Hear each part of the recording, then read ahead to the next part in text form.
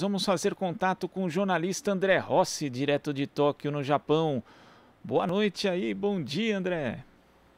Bom dia para você aí, Glauco. Como estão as coisas aí pelo Brasil? Estamos andando, né? Sempre um cenário bastante agitado. Agora que a gente tem aí a volta da CPI da Covid, temos também aí diversos assuntos que a gente vai abordar mais tarde aqui no Jornal Brasil Atual, nesse cenário conturbado que a gente tem, né? Já estamos até acostumados com isso, né, André? Mas você traz boas notícias aí em relação ao desempenho do Brasil nas Olimpíadas e numa categoria que tem feito história na sua primeira participação, que é o skate. Pois é, né, Glauco? O skate, já comentamos aqui, né, uma grata surpresa, né, talvez para o grande público, tá realmente dando um espetáculo aqui em Tóquio, né? E a gente conseguiu mais uma medalha, né, com o Pedro Barros, ele foi medalha de prata no parque, né, naquela parece uma piscina que os caras andam, sobem, né, dão uns pulos, manobram, tal, super radical, e ele conseguiu a medalha de prata, ficou em segundo lugar. O vencedor foi um australiano, Keegan Palmer, e o terceiro lugar ficou um norte-americano, o Corey Junot. Né? Foi bem legal. O Pedro, ao contrário do que a gente está acostumado um pouco aí no skate street, ele já não é mais tão menino assim, ele tem 26 anos, ele tem uma carreira consagrada já, né? Ele ganhou 4 vezes os X Games, ganhou também 5 etapas do Van Park Series, que seria uma espécie de campeonato mundial do skate. E parece que foi meio que uma consagração dele, né, ali na arena do skate. Ele ficou muito feliz, estava com o cabelo pintado de verde e amarelo, mandou beijo para todo mundo, se emocionou e foi bem legal. Mais uma medalha para o Brasil no skate. Esse esporte aí que o brasileiro já gostava, né, já conhecia, mas que acho que vai ganhando corações aí cada vez mais. Eu estava observando na competição que a gente tem skatista até com 46 anos, né? Então acho que eu vou dar uma treinada aí para ver se em Paris eu consigo me inscrever também, André. Pois é, e eram dois, né? Eu estava vendo que eram dois, um sul-africano e um dinamarquês, né? Os dois competindo lá. Eu também acho que eu tô quase lá, viu? Nos 46, né? Porque para chegar acho que em Paris no skate, acho que é muito para mim, viu, Glauco? Tem que treinar, tem que treinar. A gente É um faz pouquinho, né? treinamento coletivo, André. E olha, Boa. e temos também aí boas, aliás, ótimas notícias vindas do boxe brasileiro, né, André? Pois é, ainda na parte do skate, só para citar que foi a 19ª medalha do Brasil aqui, né? Ainda não está no quadro de medalhas isso, porque faltam ainda confirmar a cor de 3 medalhas, 2 no boxe, exatamente que a gente vai falar daqui a pouquinho, e uma no futebol masculino, que são três modalidades, 2 atletas e o futebol coletivo, os 3 estão na final. Né? E uma dessas finais do boxe é a Bia Ferreira, né? Já tá ficando até repetitivo a gente falar dela, mas ela venceu mais uma vez, venceu a finlandesa Mika Potkonen, né? Por 5-0 de novo. Essa luta eu consegui assistir, fiquei muito feliz que eu consegui assistir a luta da Bia. Ela deu uma surra na Mika, que é uma atleta de altíssimo nível. Ela foi medalha de bronze na Rio 2016, ela é tricampeã europeia, ela foi em bronze no último mundial que teve na Rússia, e ela tem um monte de vitória importante por torneios na Europa, né, na Bulgária, no leste europeu. Ela é uma atleta fantástica, 40 anos, né, então continuava disputando uma semifinal olímpica aos 40 anos, mas não deu para ela, enfrentou a Bia, que mais uma vez bateu forte, bateu pesado, chegou quase a derrubar a Mika em um dado momento, e venceu por 5-0. A Bia ganhou todas por 5-0. 5-0 significa unanimidade, quer dizer, os 5 juízes deram a vitória para a Bia em todas as lutas que ela fez até agora. Ela está na final, né? Vai enfrentar agora a irlandesa Kelly Harrington, que é a presa da vez, vamos dizer assim, né, da Bia, né? Já teve a Rashida, já teve uma sul-coreana, agora é a Kelly Harrington, que elas ainda não se enfrentaram, nunca se enfrentaram. A Kelly, em 2019, tinha uma lesão no pulso, então ela não competiu no Mundial, mas do anterior ela foi campeã, né? Ela é campeã mundial de 2018 e foi vice-campeã em 2016, só que em 2016 ela estava numa outra categoria, uma categoria acima. Então agora vai ser o grande tirateima, era a final que todo mundo esperava nessa categoria do boxe, chegou, vão lutar na madrugada de sábado para domingo às 2 horas da manhã. Vale a pena colocar um despertadorzinho para assistir. Né? E no masculino, a gente teve o Herbert Conceição, que também disputou uma semifinal e ganhou do Gleb Baxi, que é o russo, né? No peso médio. Ele ganhou por 4-1. e também passou para a final. E essa vitória teve um gostinho de revanche, porque no Mundial do ano passado, em Ekaterimburgo, também na Rússia, na mesma semifinal, por os mesmos 4-1, o russo havia ganhado do brasileiro, que ficou na ocasião, ficou com a medalha de bronze. Dessa vez ele deu o troco, né? Na mesma moeda, venceu e também vai disputar a final. O Herbert luta contra um ucraniano, o Oleksandr Kiniak, eu acho que é isso, Kisniak, que também é um lutador difícil, campeão mundial em 2017, bicampeão europeu e tricampeão do torneio Stranja, que é um dos torneios mais tradicionais do boxe na Bulgária. Ele é o atual tricampeão do torneio Stranja. Lembrando que o boxe a gente já teve uma medalha, né, uma medalha de bronze com o Abner Teixeira nos pesados. Boxe então garantindo aí, junto com a medalha de bronze do Abner Teixeira, 3 medalhas, um desempenho sensacional da nossa seleção olímpica. E que bom, né? Que é um esporte que vem se consolidando desde 2012, ganhando medalhas em todas as edições. Exatamente, isso porque o Matheus Alves, que é o técnico, fala que essa é uma geração que ele está preparando para 2024. Então podemos esperar ainda, a Bia não, né? A Bia já é uma realidade, né? Ela já é um pouco mais velha, mas a turma inteira que vem aí, o Keno Marley, né? Mais umas meninas do feminino, é uma turma que ele está planejando para 2024, então a gente vai ter aí pelo menos mais uma safra para mais 1 ou 2 Jogos Olímpicos, com certeza. Eles fazem um trabalho muito bom lá, a Comissão Técnica do Boxe, eu sempre gosto de elogiar. Lembrando que o boxe ele tem uma seleção permanente desde ali do início dos anos 2000 e por isso que esse trabalho vem frutificando, né? Algo que vem sendo feito há muito tempo. Agora tem que ver também se esse pessoal, porque são pugilistas muito bons, André, tem que ver se alguém não vai se profissionalizar nesse meio do caminho e vai acabar não competindo também em Paris.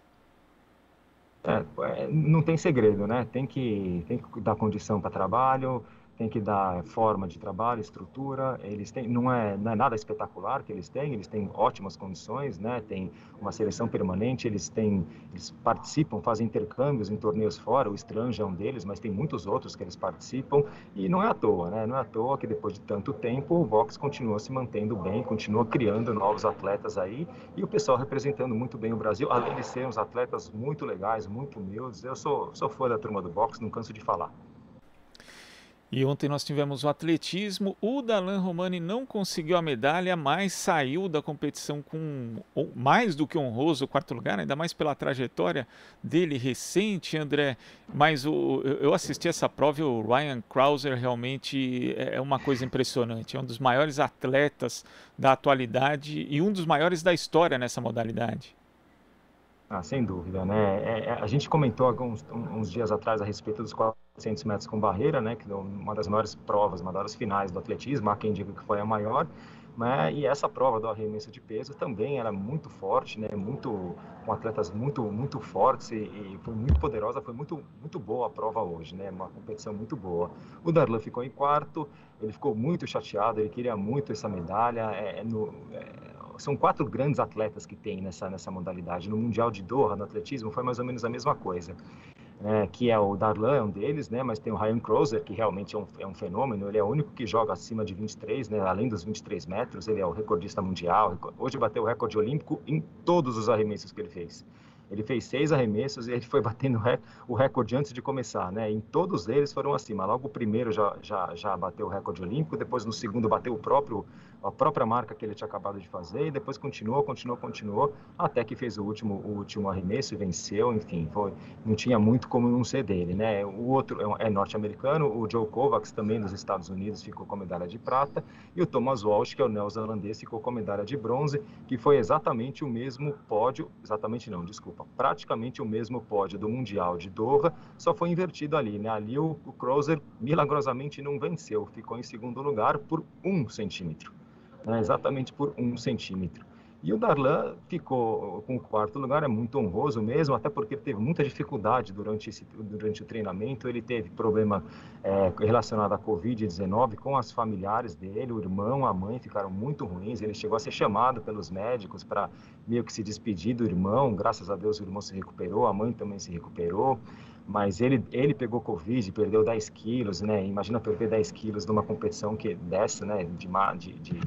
de força, né, que ele precisa muito do corpo, ele perdeu 10 quilos. Além disso, o treinador dele, né, que é um cubano, o Justo Navarro, ele faleceu, a esposa dele faleceu, ele voltou para Cuba, né, por conta disso, e aí depois não conseguiu voltar, por conta das restrições impostas pela Covid. Então, o Darlan treinou praticamente o ano inteiro sem técnico, né, o que é muito difícil nesse alto nível, né? Ele também teve que fazer uma cirurgia de hérnia de disco, enfim, ele teve muitos problemas, não teve onde treinar, ele improvisou num campinho, num terreno baldio perto da casa dele, praticamente um lugar ali impraticável para conseguir arremessar um pouquinho. Então, diante das condições, ele foi muito bem, conseguiu muito honroso quarto lugar, mas é incrível, porque ele estava realmente chateado quando a gente foi conversar com ele na saída. A gente colocamos para ele isso, né? Poxa, mas teve tudo, ele não queria saber. Ele falou que o sonho dele é mais alto do que isso, né? Vamos torcer, né? Vamos ver se ele consegue para a próxima Olimpíada em Paris. É um ciclo mais curto, mas lamentavelmente ele não conseguiu. Mas não deixa de ser um excelente resultado do grande Darlan Romani, um excelente atleta aqui do atletismo brasileiro. Melhor resultado de um brasileiro nessa competição, e é isso, né? Paris está logo ali. Agora, tivemos aí também o vôlei masculino. Eu confesso, viu, André, que eu não vi o vôlei. Teve ali a luta da Bia no meio, teve também a semifinal do basquete masculino entre Estados Unidos e Austrália. Eu sou fã de basquete, então não pude deixar de ver. E depois tinha que dormir um pouquinho também, né? Mas quando eu acordei e fiz ali aquela varredura de notícias, entrei no Twitter, tinha lá um 20-12. Explica pra gente o que foi esse 20-12. Às vezes a gente passa cada nervoso, né? Só falando do basquete, né? Os Estados Unidos tomaram um susto na Austrália, né? Chegaram a perder os primeiro tempo ali, foi bravo. Saíram perdendo por 3 pontos, né? Depois passaram o carro, né? E também só para lembrar disso, que esses dias teve também a despedida do Luiz Scola, né? O grande argentino Luiz Scola se despediu do basquete. Foi uma cena muito bonita que lembrou aquela do Oscar, quando ele também se despediu da seleção. Ele saiu do jogo, faltava 1 minuto e todo mundo aplaudiu. Eu estava jogando com a Austrália, né? A seleção da Austrália, o técnico aplaudiu de pé. Uma pena só que não tinha público, porque certamente seria um dos momentos mais bonitos da história da Olimpíada, né? O Luiz Scola, um argentino, campeão olímpico em 2004, terceiro lugar em Pequim em 2008, enfim, derrubou o Dream Team, um fenômeno. Deu muita dor de cabeça para nós, né? Mas temos que aplaudir o grande Luiz Scola. Pois é, inclusive, viu, André, eu vi aqui no Rio em 2016 o Brasil e Argentina no basquete masculino, Scola ali com aquela eliminação na prorrogação. Foi doído, mas, poxa, como é bom ver a seleção argentina. Infelizmente, a gente tem aí, o Ginóbili já tinha saído, né, se aposentado, agora tem também o Scola. É uma geração que vai deixar saudade, porque é muito legal ver esse time argentino. Fantástico, né? E fez um duelo super forte com o Nenê, né? Era o nosso pivô naquele jogo. Levou a melhora, mas nada a falar, porque não é qualquer um que ganha do Scola. Aliás, o normal é você tomar um baile do Scola. E não foi diferente com o Nenê. Jogador fantástico. Do vôlei, né? Vamos falar do vôlei. O 20-12. Explica aí para quem não viu o 20-12.